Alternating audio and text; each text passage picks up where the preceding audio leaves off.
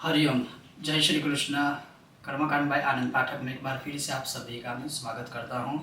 ओम गुरुभ्यो नमः। ओम गुरुदेव नमः। ओम परात्पर गुरुभ्यो नमः। ओम परमेष्ठी गुरुभ्यो नमः। अर्थात गुरु का महत्व हमारे जीवन में कितना है और शायद वो मुझे कहने की कोई आवश्यकता है ही नहीं। फिर भी इस पावन अवसर गुरु पूर्णिमा या व्यास पूर्णिमा कि इस महान पर्व के विषय में मैं कुछ मतलब आपको कहना चाहता हूँ, स्पेशली गुरु के विषय में। पहले गुरु की महिमा जो शास्त्रों में बताई है वो तो मैंने वीडियो बहुत सारे बनाए हैं, लेकिन गुरु की महिमा या गुरु का हमारे जीवन में होना कितना अति आवश्यक है वो आज मैं आपको कुछ बताने वाला हूँ या कहने वाला हूँ या समझाने की कोशिश करने वाला हूँ। तो सबसे पहले गुरु मतलब जो अंधकार में से उजाले की ओर ले जाए वही हमारे सच्चे गुरु है, जो हमारे जीवन में दुख रूपी अंधकारों का विनाश करके सुख और शांति रूपी प्रकाश हमें देने की कोशिश करे या प्रयत्न करे या जो दे वही है गुरु। और दूसरा जो मैं खुद ऐसा मानता हूँ, जो दीक्षा भी दे वो भी गुरु, लेकिन दीक्षा के साथ वो शिक्षा भी दे वही गुरु। क्योंकि आजकल दीक्षा तो लेनी है गुरुओं से, लेकिन दीक्षा देने के बाद या दीक्षा लेने के बाद उस गुरु और शिष्य के बीच किसी भी प्रकार का कोई फिर कनेक्शन या किसी भी प्रकार का कोई संबंध रहता ही नहीं है। हालांकि दीक्षा लेना कोई सरल बात नहीं है और जो भी गुरु है वो सरलता से अपने किसी भी शिष्य को कभी भी दीक्षा नहीं दे सकते हैं। और पहले के समय या शास्त्रों के अनुसार गुरु स्वयं भी अपने शिष्यों की कितनी सारी परीक्षाएं करते हैं, चाहे वो डायरेक्टली हो चाहे वो इनडायरेक्टली हो। और जब गुरु को लगता है कि हाँ अब ये मेरे परम शिष्य या ये मेरे शिष्य इसके अधिकार योग्य है, तब जाके वो बिना मांगे ही आपको दीक्षा या कोई ना कोई विद्या अवश्य देंगे। और जैसे कहा जाता है ब्रह्म वाक्य जनार्दन, उसी प्रकार से गुरु के मुख से निकला हुआ शब्द अगर आप एक हृदय से एक संपूर्ण 100% विश्वास से अगर आप उसका आचरण करते हो तो जीवन में कोई कष्ट कभी आ ही नहीं सकता है। लेकिन क्या आजकल हम अपने गुरु के ऊपर क्या विश्वास रखकर उस आचरण को हम नियमित रूप से क्या करते हैं, वो पहले समझने या सोचने की बात है। बात रही जहाँ पर ज्ञान की, तो हाँ आज के समय में इस कलयुग में बहुत ज्ञान बांटने वाले हैं। सिर्फ आध्यात्मिक ज्ञान की नहीं है बात कर रहा हूँ, हर एक प्रकार की ज्ञान की बात है, लेकिन उन सर्व ज्ञान में जो सही ज्ञान दे, जो सच्चा ज्ञान दे, जो मन को शांति देने वाला ज्ञान दे, जो हमें सही रास्ता दिखा है, वही है गुरु। जहाँ तक बात रही मंत्र की, दीक्षा की या शिक्षा की, तो उसके विषय में तो हमारे शास्त्र भी कहते हैं कि गुरु पूजम बिना देवी श्रेष्ठ पूजा करोति यह मंत्रस्य तेजांसी हरते भैरवः स्वयं। अर्थात अगर आप गुरु की पूजा बिना किया ही या गुरु की पूजा करने के बगैर देवी पूजा अर्थात देवी देवताओं की पूजा करते हो तो वह स्वीकार नहीं करते हैं।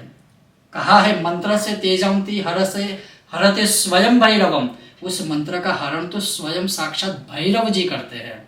तो ये भी होगा कि फिर इस जमाने में हम गुरु कैसे बनाएं? क्या टीवी को देखकर बना सकते हैं? जी नहीं।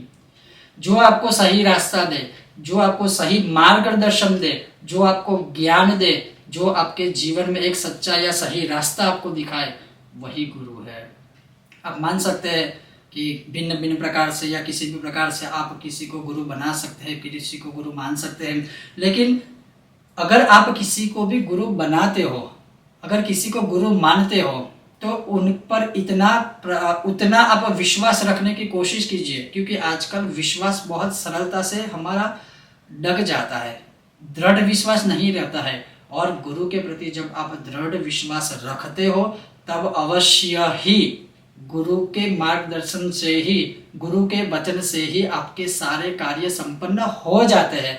और ये स्वयं का अनुभव भी है और बहुत सारे अनुभव है। जैसे मैं आपको बताऊं कि आजकल जितने भी प्रसिद्ध जो साधु संत है, जितने भी प्रसिद्ध कथाकार लोग हैं, क्या वो स्वयं इतनी एक सिद्धियां प्राप्त कर इस पद पर पहुंचे हैं? जी नहीं।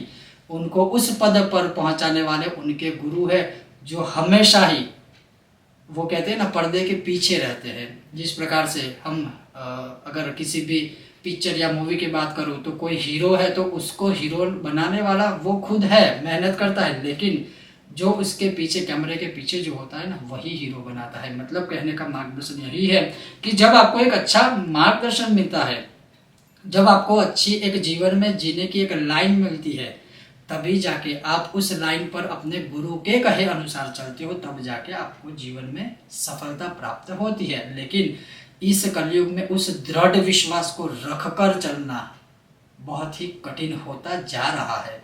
तो अवश्य अपने गुरु को स्वयं आप एक श्रद्धा रखकर, अपने गुरु को ही अपने हृदय में बिठाकर, अगर आप अपने गुरु की साधना, आराधना या पूजा आदि करते हो, और लिखा है कि गुरु के चरण में ही चारों धाम है, गुरु की शरण में ही सर्वधाम है, गुरु के चरण में ही सुख है और गुरु की शरण में ही शांति है। और जो भी गुरु है, कहा जाता है अगर गुरु का हाथ अगर हमारे सिर पर या हमारे पीठ पर अगर एक बार से स्पर्श भी हो जाता है तो शरीर में जितने भी विकार है वह सारे विकार दूर हो जाते हैं। मतलब गुरु तब ही बनते हैं जब उनके पास जीवन में कुछ शक्तियाँ होती है। अब इसको अन्यथा लेने की कोई ज़रूरत नहीं है। सतयुग में भी बहुत सारे राक्षस थे, कलयुग में भी बहुत सारे राक्षस है, रूप बदलता है, बस वो चीज़ें उसमें आप समझ सकते हैं। लेकिन हमें अच्छा ही सोचना है, हमें अच्छा सोचकर ही आगे बढ़ना है। तो कहने का तात्पर्य है यह, इस गुरु पूर्णिमा में आप अपने गुरु के किस प्रकार से पूजा करते हैं, आप अपने गुरु की किस प्रकार से आराधना करते हैं, आप अपने गुरु का किस प्रकार से स्मरण करते हैं और आप अपने गुरु का कितना आदर मान सम्मान करते हो। कहा जाता है गुरु वाक्य, अगर गुरु के वचनों को अगर आप द्वेष भाव से देखते हो या गुरु के वचनों का आप अपमान करके फिर कोई आगे बढ़ने की कोशिश करता है, वो आज तक सफल नहीं हुआ है। अगर किसी को गुरु बनाया है तो उनके वचन को आप अवश्य आचरण करें, क्योंकि जो भी सच्चा गुरु है, जो भी ज्ञानी है, वो जब भी अगर आपको कुछ कहेंगे तो वो बिना सोचे समझे तो कभी भी कुछ भी नहीं कहेंगे। उनको पता है कि उनके शिष्य की आवश्यकता क्या है और उनके शिष्य की जो आवश्यकता होगी उसी को समझकर वो आपको मार्गदर्शन देंगे। और जब जिस समय पर, जिस वक्त, जिस काल अनुसार आपको जो भी चीज चाहिए गुरु के आशीर्वाद से, वो आपको बिना मांगे ही वो दे देंगे। बस एक बात है, विश्वास अपने गुरु पर रखने की। हमारे शास्त्र कहाँ तक कहते हैं कि यो गुरु स शिवः प्रोक्तम, यह शिवः स गुरु स्मृतः, अर्थात जो गुरु है वही शिव है, जो शिव है वही गुरु है। मतलब आप अपने गुरु के अंदर ही सभी देवी देवता सहित, और यहाँ पर तो प्रत्यक्ष में आपको प्रमाण दे रहा हूँ, यो गुरु स शिवः प्रोक्तो, अर्थात जो आपके गुरु है वही शिव है और उसी को, उन्हीं को अपना सर्वस्व प्रदान करके आप आगे बढ़े, जीवन में कभी भी दुखी नहीं होंगे। बहुत सारे जैसे गुरु के विषय में व्याख्याएं है, गुरु गीता है, ज्ञान की भी गीता है, गणेश गीता भी है, उसमें सब जगह पर सर्वप्रथम गुरु का ही महात्म्य दिया गया है। नमो गुरुभ्यो गुरुपादुकाभ्यो, संस्कृत में यह श्लोक है कि नमो गुरुभ्यो गुरुपादुकाभ्यो, अर्थात आप अपने गुरु को नमन कीजिए और उनकी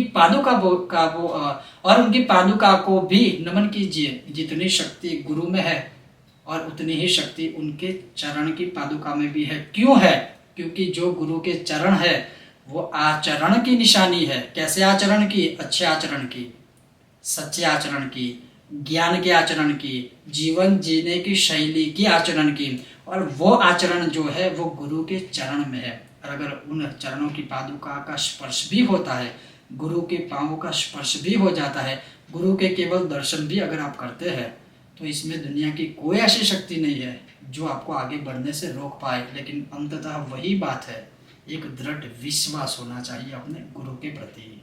अब ये भी है कि गुरु फिर किसे कहे, तो गुरु में 6 लक्षण है। वैसे गुरु में कभी कोई लक्षण या दोष देखा नहीं जाता है, क्योंकि गुरु को आप गुरु तब ही मानते हो जब उनमें गुण है। अगर गुण ना होते तो आप उन्हें गुरु नहीं मानते। लेकिन फिर भी शास्त्रों ने कहा है कि ज्ञान वैराग्य ऐश्वर्यम यशः श्रीः समुदारतम षड गुणैश्वर्य युक्तोदि भगवान श्री गुरु प्रिय, अर्थात 6 गुणों से जो युक्त है वो गुरु है। ज्ञान, वैराग्य, ऐश्वर्य, यशः, लक्ष्मी और मधुर वाणी अर्थात मीठे वचन, मीठे शब्द, और ये 6 गुण जिनमें है वो आपका गुरु है, या आप जिन्हें मानते हो वो गुरु है। तो कहने का तात्पर्य यही है कि गुरु की महिमा इतनी बड़ी है कि शायद ही इसे कोई एक संक्षिप्त शब्दों की व्याख्या में सम्मिलित कर सकता है। लेकिन बस मैं यही कहूँगा कि आप सबके जो भी गुरु है, अगर आपके कोई गुरु नहीं भी है तो अपने इष्ट देवता को गुरु मानकर उनका ही मार्गदर्शन लेकर, उनसे ही आज्ञा लेकर अपने जीवन पर एक पथ पर चलिए और एक मत पर चलिए। एक पथ पर चलिए, एक मत पर चलिए। जीवन में आप उस पथ पर चलने के बाद, जीवन में आप उस मत पर चलने के बाद अवश्य एक दिन आप उस लक्ष्य तक पहुंच जाओगे। जैसे अगर आप एक रास्ते पर जाओगे तो मंजिल प्राप्त होगी, लेकिन आप आधे रास्ते पर चले फिर रास्ता बदल दिया, उस रास्ते पर थोड़ा चले फिर रास्ता बदल दिया, उस रास्ते पर थोड़ा चले फिर रास्ता बदल दिया, आप पूरा जीवन भटकते ही रह जाओगे। ना कोई सच्चा गुरु मिलेगा, ना कोई सच्चा ज्ञान मिलेगा, और ना ही आपको अपने जीवन का कोई लक्ष्य मिलेगा। बस कहने का मेरा आज इस विषय में यही तात्पर्य था कि गुरु की महिमा अपरंपार है। आपके जो भी गुरु है, आषाढ़ शुक्ल पूर्णिमा, वेद व्यास पूर्णिमा या व्यास पूर्णिमा के दिन अवश्य उनका स्मरण कीजिए, अवश्य उनका दर्शन कीजिए और अवश्य उनका आशीर्वचन लीजिए, और उनके चरण में जो आचरण है उनको स्पर्श करके या उनका नमस्कार करके, उनका दर्शन करके उसको स्वीकार करें। क्योंकि कहा जाता है कि गुरु के स्पर्श से ही आपको सर्वस्व प्राप्त हो जाता है। और शास्त्र में बहुत सारी कथाएं हैं, बहुत मतलब अनगिनत कथाएं हैं। गुरु शस्त्र भी सिखाता है, शस्त्र का भी ज्ञान देता है, और गुरु शास्त्र का भी ज्ञान देता है। गुरु अगर रामायण का भी ज्ञान देता है तो गुरु भगवद गीता का भी ज्ञान देता है। गुरु अगर महाभारत का भी ज्ञान देता है तो गुरु 18 पुराणों का भी ज्ञान देता है। गुरु अगर उपनिषद का भी ज्ञान देता है तो गुरु 4 वेदों का भी ज्ञान देता है। अर्थात गुरु से उत्तम, गुरु से बड़ा इस जगत में, इस पृथ्वी पर कोई नहीं है।